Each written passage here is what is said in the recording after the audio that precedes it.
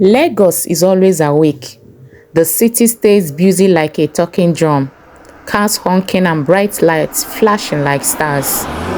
In the heart of this pulsing metropolis lived Adaora, a 26-year-old event planner with dreams as tall as the Lekki Ikoyi Bridge.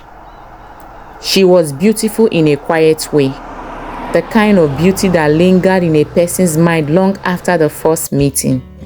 She worked hard, barely making time for anything else until she met Emeka.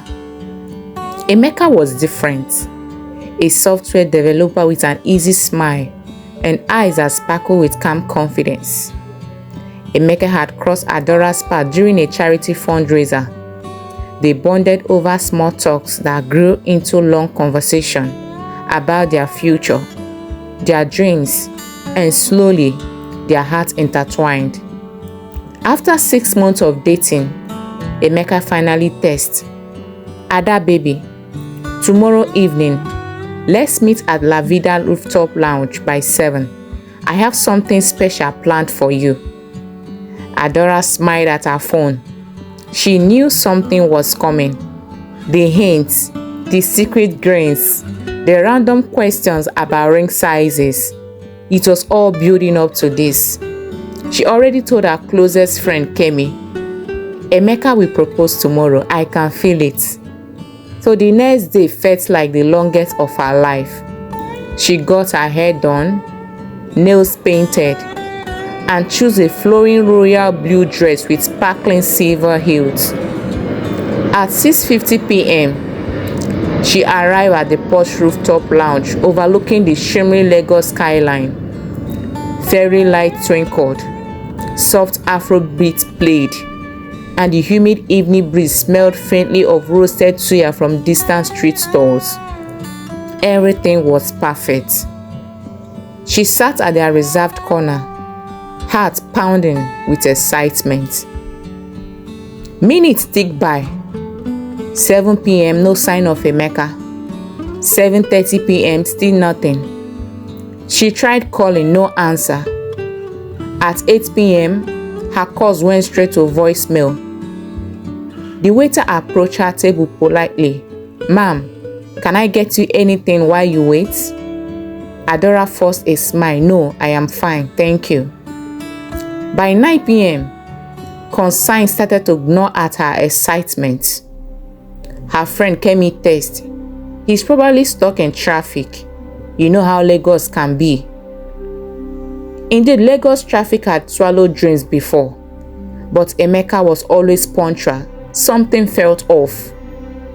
By 10 p.m., as most couples around her laughed and toasted, Adaora's hope began to dim. She signed, grabbed her purse and prepared to leave. Just then, a soft breeze brushed against her cheek. She turned towards the entrance, and there stood Emeka. He wore his signature blue suit and his favorite black wristwatch. His face glowed under the dim light, but his eyes carried a strange stillness. "Ada baby," he whispered, stepping forward. "I'm so sorry for being late." Relief crashed over her like a wave. She rushed into his arms. His embrace was oddly cold, but she barely noticed. "You scared me. I was about leaving." "I couldn't miss tonight for anything," he said softly, reaching into his pocket. "I have something for you." He pulled out a small velvet box, opening it to reveal a simple, elegant diamond ring. "Adaora, will you marry me?" Tears filled her eyes as she nodded furiously. "Yes, yes, of course." The other guests clapped. The moment was magical, or so it seemed. The next morning, Adaora woke up floating on cloud 9. She couldn't wait to share the big news. She made a quick post on her Instagram story with the caption, "He asked, I said yes," flashing her diamond ring. Her phone buzzed non-stop as messages of congratulations poured in. But by noon, the celebration was cut short. Her cousin Chioma burst into her office with a paled face. "Ada, have you seen the news?" "No, why?" Chioma handed her a breaking news article on her phone. Adaora read the headline aloud. "Tragic accident claims young man's life on 3rd Mainland Bridge. Victim identified as Emeka Okoye." Adora's stomach twisted. She read the line again and again. "No, that's impossible," she whispered, heart pounding wildly. "She proposed to me last night. This must be a mistake." Chioma grabbed her hands gently. "Ada, his parents already confirmed it. His car was hit by a tanker at 4:30 p.m. yesterday, long before your dinner." Adora's mind spun. Her chest tightened. Cold sweat trickled down her back. "But I saw him. He was there. He proposed. The ring," she stammered, raising her hand to show the ring. But something stranger happened. The ring was gone. That night, unable to sleep, Adaora sat in her dark apartment staring at her reflection in the mirror. Her phone lay beside her, buzzing non-stop from curious friends and gossip blogs trying to understand how a dead man could propose to his girlfriend after death. Suddenly, the room grew cold. A soft breeze cycled the room, though all windows were shut. And then she heard it. "Ada, baby." Her heart stopped. She slowly turned towards the voice, and there stood Emeka. His form was faint, almost transparent, but it was him. "Emeka, how? Why?" she choked out. His face was filled with sadness and love. "I didn't want to leave you without keeping my promise." Tears ran freely down Adora's cheeks. "You are dead?" "Yes, but my soul couldn't rest knowing how much you waited for me. I had to keep my word. I had to ask you." "But you can't stay like this," she whispered. "I know," he said gently. "This is goodbye." As he slowly began to fade, his voice echoed one last time. "I kept my promise, Ada, baby." Then he was gone. The room felt silent. Only the whisper of the city's endless traffic remained.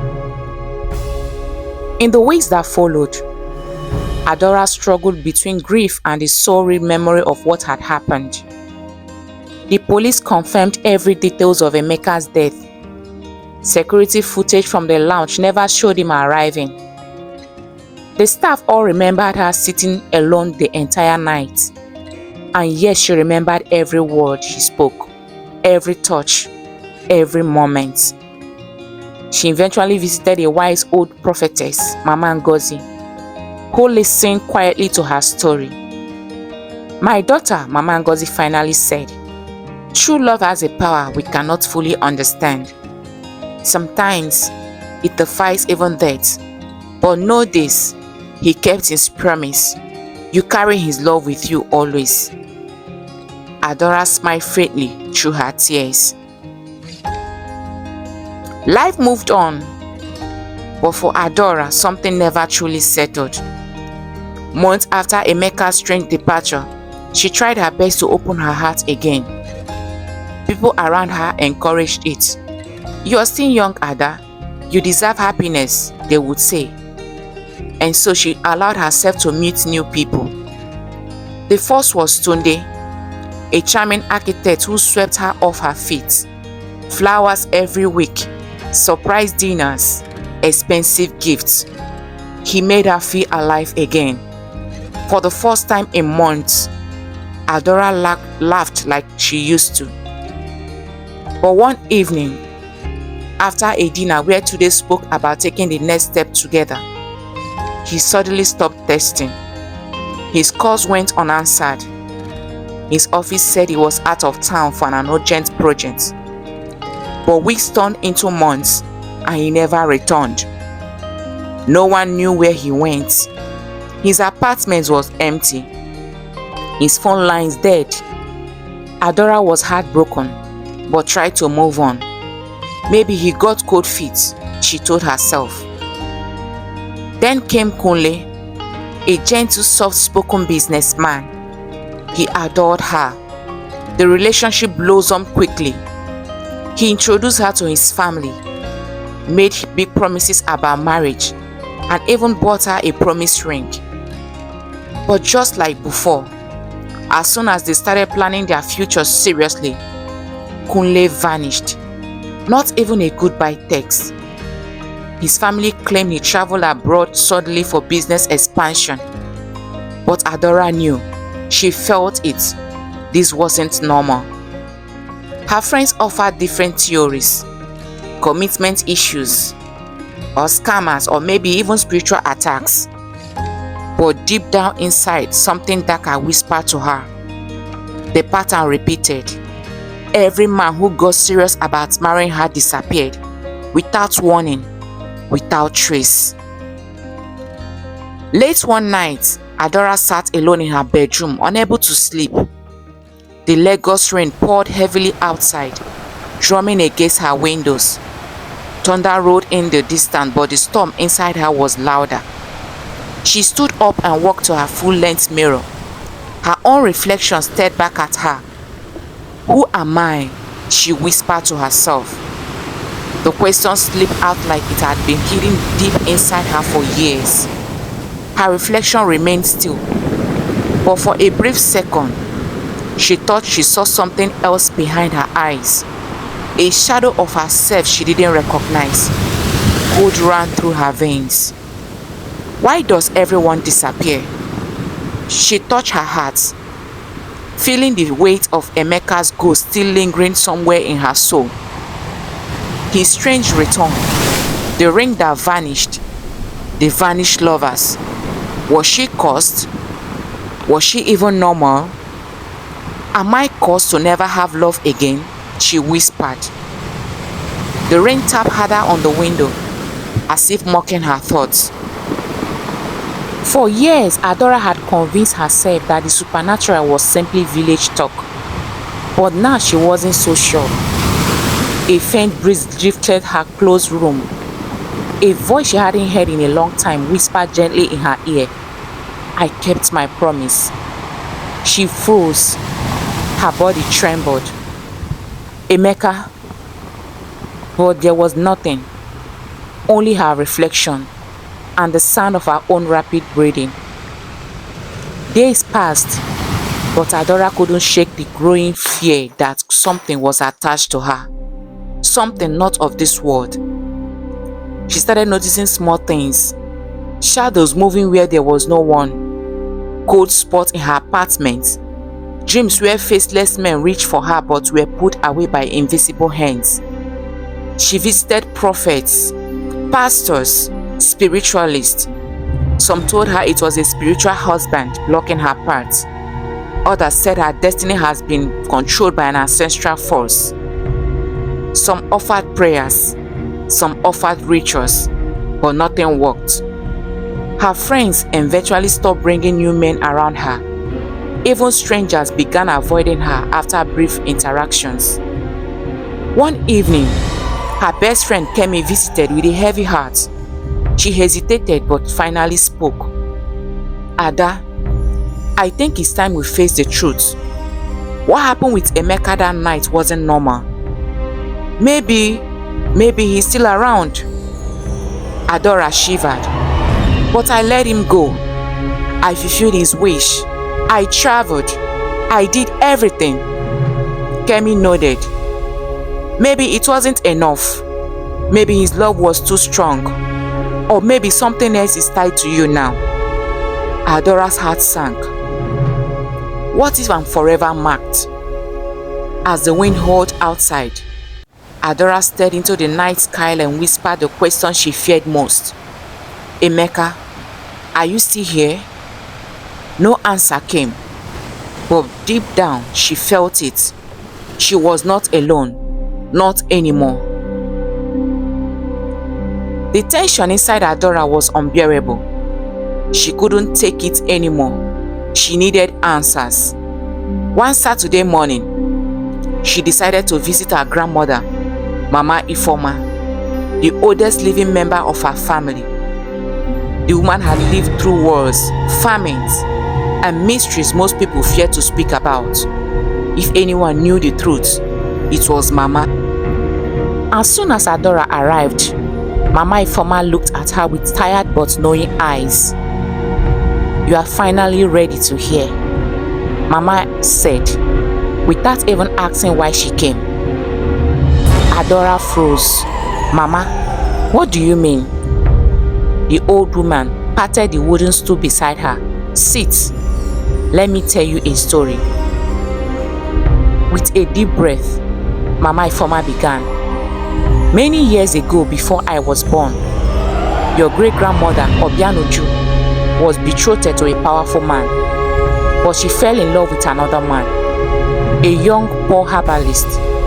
They planned to elope, but on the night they were to run away, her fiancé found them. In anger, he cursed Obianuju. He said, 'If you ever love another man deeply, your love will be taken away from you. Your bloodline will carry this curse.'" Adaora's heart pounded. "A generational curse?" Mama nodded. "The curse was strong, but your great-grandmother's love was stronger. She begged the gods for mercy. They agreed to spare the first few generations. But once true love returned to any of her descendants, the curse would awaken again." Tears welled in Adaora's eyes. "So, Emeka and the others?" Mama's voice trembled. "Emeka's love for you was real. That is why his spirit couldn't rest. Every man who loves you deeply will be pulled away." Adaora covered her mouth, tears streaming down her face. Her mind raced back through every moment. Emeka's ghostly proposal, Tunde's and Kunle's sudden disappearance, the voice, the cold wind. It all made sense now. "Why didn't anyone tell me?" she whispered.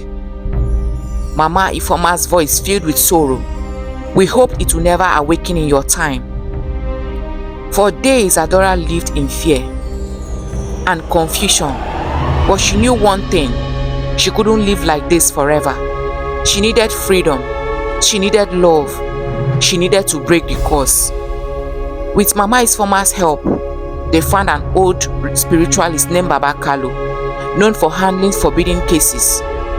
When Adaora visited Baba's Kalu's shrine, he didn't smile. His face was stern. He stared deeply into her eyes. "You carry an ancient debt," he said. "This is not just a curse.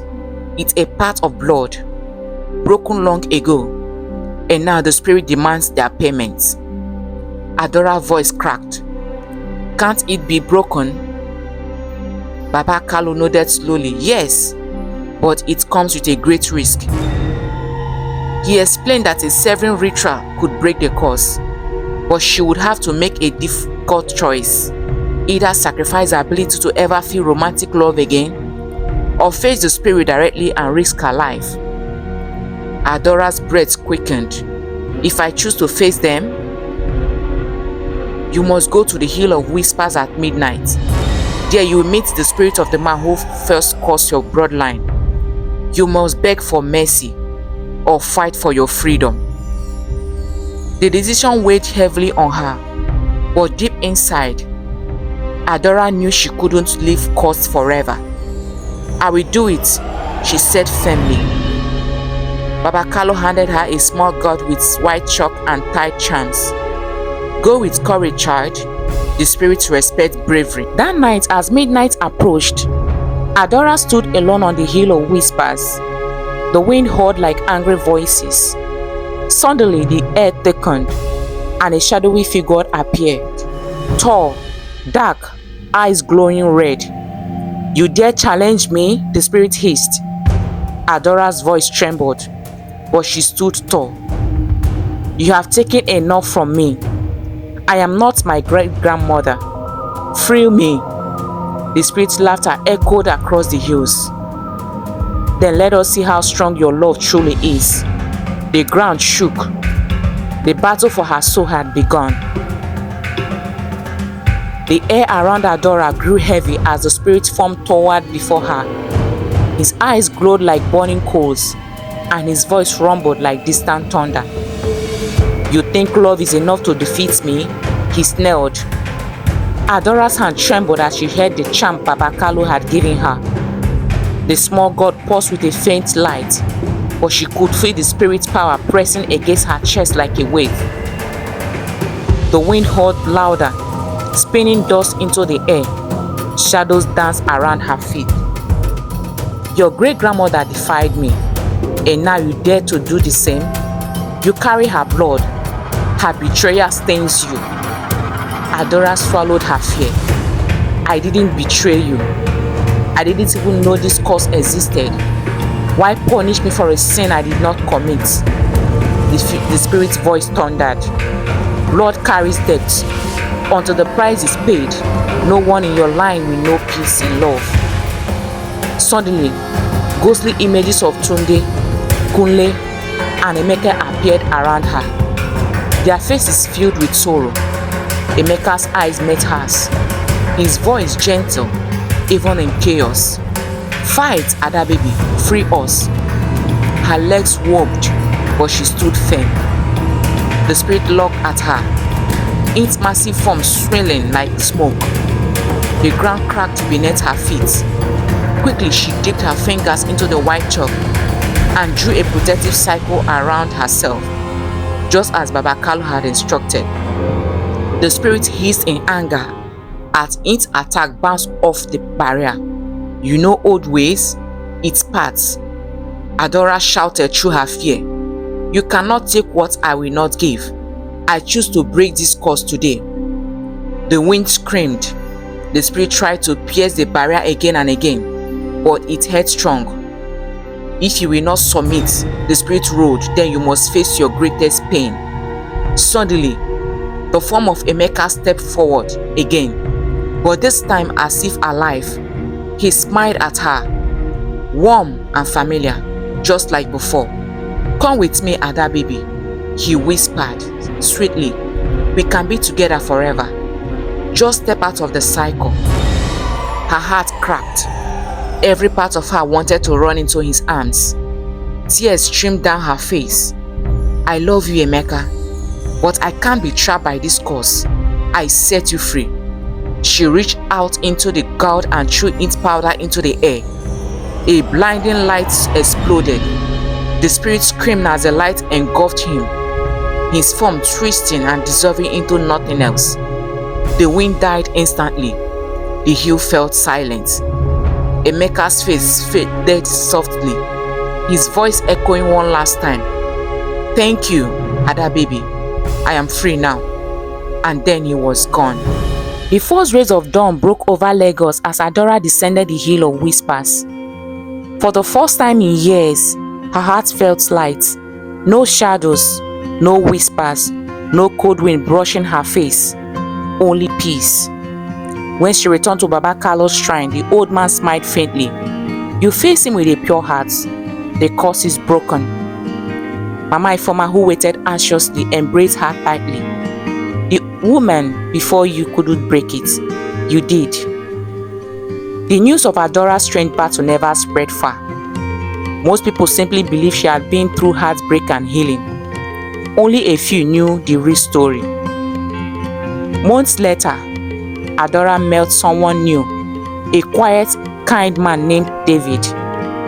They took things slow. She watched for signs, for strange disappearance, but none came. The curse was truly gone. On their wedding day, as Adaora stood on the altar, she whispered under her breath, "This time, you don't have to leave."